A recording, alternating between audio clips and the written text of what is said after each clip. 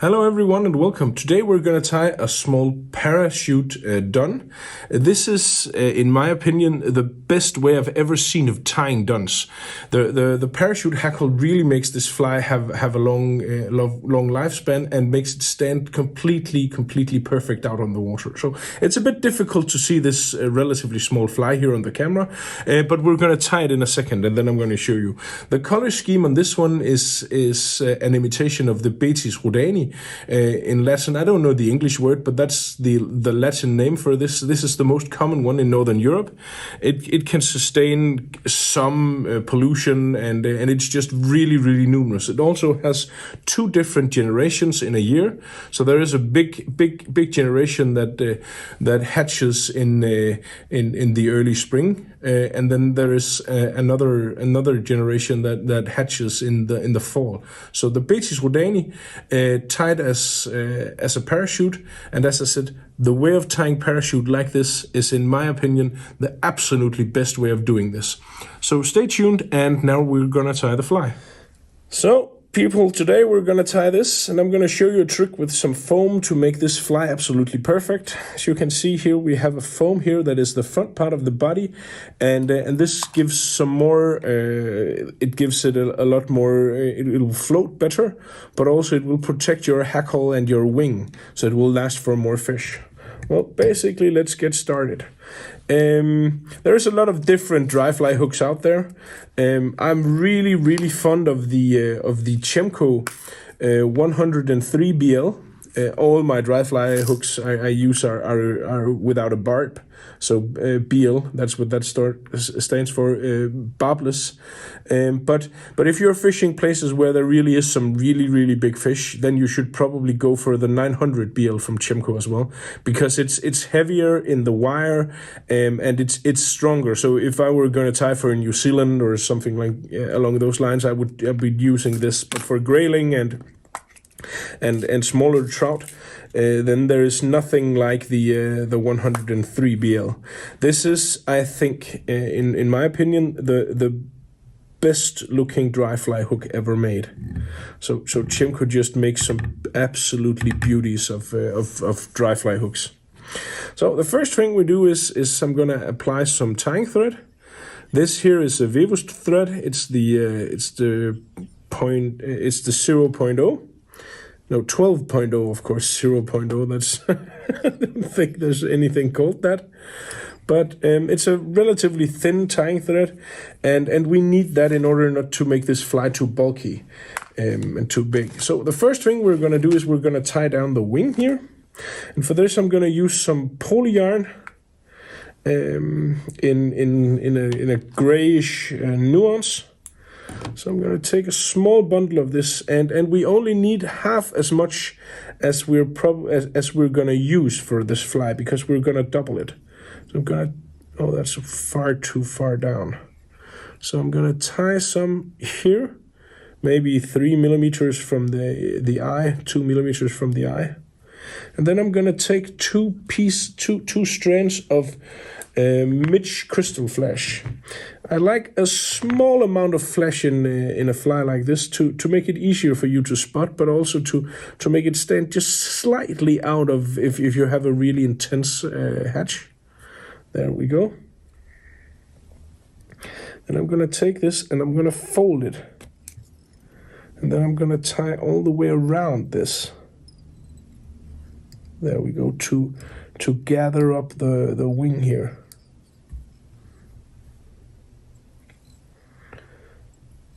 Tying around the base of the wing, and this will make the wing stand up. We're not going to cut it completely in the right length yet. We're just going to cut this off. So it's not the right length yet, but it's close to. I'm going to take my tying thread, move my tying thread all the way down here towards the tail of the fly. And now for the actual tail, I'm just going to take some hackle fibers in the same color as I'm going to use for the hackle. This is a Ewing hackle that I'm using here. I like these. These are really, really awesome quality and some very, very nice colors. And for a fly like this, then there are two ways of doing it. There is the one, the way of tying this so it's gonna look absolutely brilliant on Instagram, which means that you're gonna tie the tail in a certain length, and then there is the way of doing this so it looks not as good on Instagram, but so it floats better and it's designed to fish better. And I'm going to do the fishing variant for this one. So I'm going to make my tail slightly longer than what would actually look like the right properties for a fly this size. And the reason for that is this will stand correct on the water. So I think that the flies, at least the flies I tie, are probably not as well suited for Instagram as they could be, but I know that they are correctly made in regards to proportions and floatability in order for this to be a fly that fishes really, really well. The next thing we're gonna do is we're gonna tie one more strand and only one strand of the crystal midge flesh in pearl. Just gonna double it around the thread here. Because I like a bit of bling again in the fly here to make it stand out. And you only need one of the, and it has to be the midge flesh because that is the thinnest you can get. Otherwise, this will be too big. And now we need to make the body, and I'm gonna do that out of fly ride. And the color we're going to use here is a dark olive, and it's the color 42. And I don't think that's a coincidence. So if you know what the number 42, why the number 42 is a reference to the meaning of everything, life, the universe, and everything, then you'll know. And if you don't, then I suggest that you go and look up online why 42 is the question to life, the universe, and everything, and just take it from there. You know. So this is, for my duns, this is the color that I use the most. It is the number 42 fly ride. There we go. And then I'm gonna slowly taper the body here. So it's gonna gradually become thicker and thicker, but it's not gonna be a big buildup, but it's gonna be gradually denser and denser and gradually thicker and thicker. There we go. Just need and the amount of fly ride that you use for a fly like this is preposterous. I mean, you're gonna have a bag of fly ride for. I can't imagine someone, unless they're tying professionally or something like that they would have use up a bag of fly ride because the flies are very, very small. And I don't think it can be done. I haven't used a full package yet. I'm gonna turn my rib here, just to give it a bit of sparkle. Not a lot, but just that tiny amount of sparkle. This last turn is gonna be a bit tricky. It's gonna be right on top of a lump of dubbing, which is a bit annoying. I want it to go.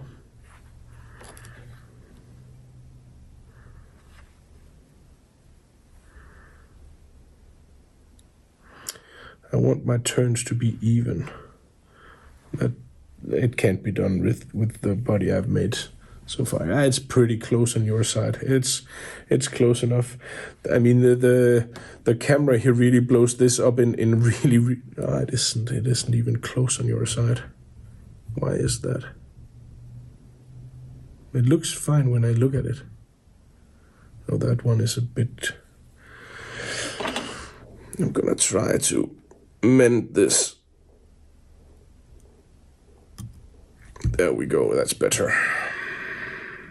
Yeah, it's not perfect, but you know, it's a fishing fly. I sincerely doubt that the trouts are gonna or the graylings are gonna go into that much effort to count the number of turns. But you know, it's nice when it's there. But yeah, today was just not that day. Okay, then I'm gonna take a piece of foam. And you can cut out a piece of foam, or you can sometimes buy these pre-cut. So you have but about 3 millimeters in length. And then before I do this, I'm gonna have the tying thread go around the base again.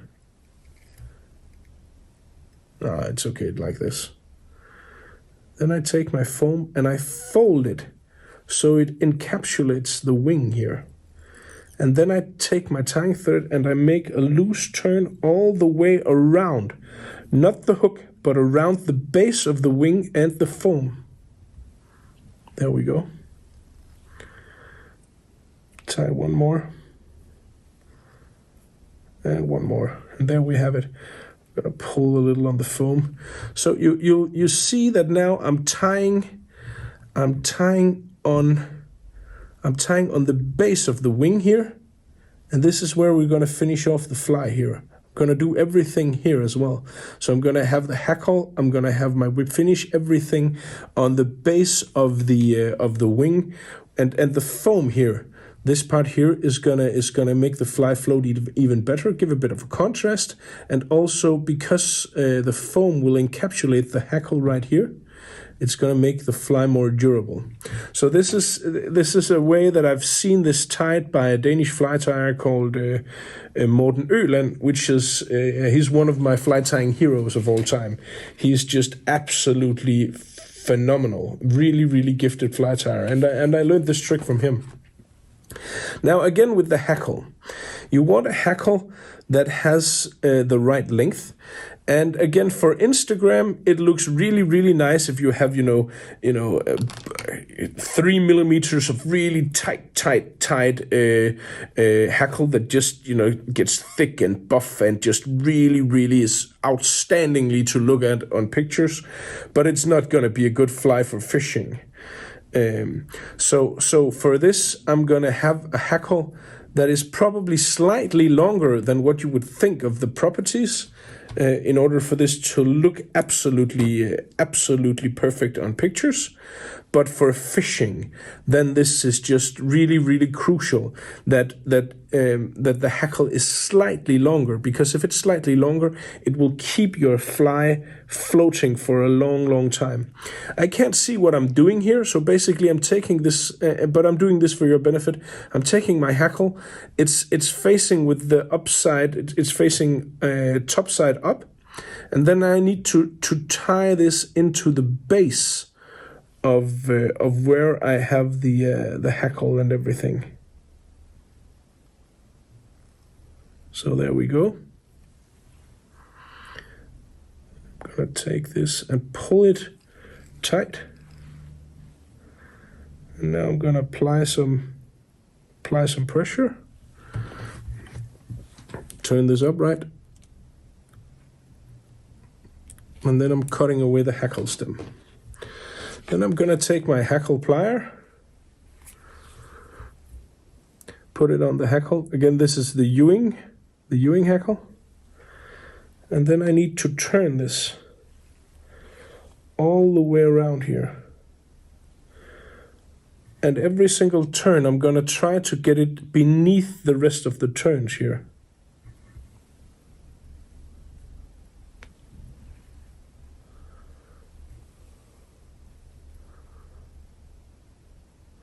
Apply a bit of pressure, pulling my foam back in place. There we go. Then I'm gonna leave my hackle hanging down, and then I'm gonna take my tying thread and tie underneath all of the hackle, but I'm gonna have my hackle tip pointing downwards, so I'm sure that this is fastened as close to as possible. One more turn here. There we go. Hold my foam, apply some pressure, cut away the hackle stump. Didn't get all of it. And if you've done this correctly, you won't have caught any hackles, any hackle fibers. So you won't have any hackle fibers coming out here underneath. Now, so far so good. Then I'm gonna take the foam and pull slightly on it and then cut really close to the wing. Do that on both sides here. This will give you, you can clearly see how the wing is coming out of the foam now, and the foam is just protecting everything. And then I'm gonna cut the wing into the right height. Again, what I'm doing here is also trying to give it the right shape. I don't think that's really necessary, but you know, if you want to do that, then you can. There we go. So now my wing has the right height, approximately the length of the body here. And now comes a really tricky part, because you could of course just take your make a knot out here in front of the fly, but if you want to do this the right way, you take your whip finish and then you make your whip finish, and then you make your whip finish go all the way under the hackle, like so, making sure that you do not catch any of the hackle fibers, or if you catch any, then as few as humanly possible. There we go. Pulling this tight. I still got it, you know, I still got it. It's been quite a long time since I've been doing a lot of hardcore dry fly tying. It's actually been several years, but I think this stands to reason. As you see, I haven't got a single one, and the distribution of the hackle here is just beautiful. It's slightly longer, as I said, than what you would imagine for this size of hook, but this will just make your fly just fish so much better. I haven't caught a single thread of hackle. I haven't had my tying thread on top of the foam. I know my rib looks actually fairly decent. It could be slightly more evenly distributed, but overall I am really thrilled with the result here. This is how this fly should look, and this fly will catch a lot of fish. So there you go. The best way ever, at least the best way I ever seen to tie a small parachute hackle. And as I said, this can be applied to any type of parachute fly that you wish to tie. And I really like these parachutes. They float so well, and they fish really well, and they look very much like the real thing. So when I'm tying duns, mayfly duns, then I do it with a parachute hackle. This is the way to go. So thank you a lot for watching, and remember, as always, you can buy all the fly tying material and all the fly tying gear you ever need at Nordic Anglers. My name is Daniel, and I'm signing off now. Good luck out on the water. Thank you for watching.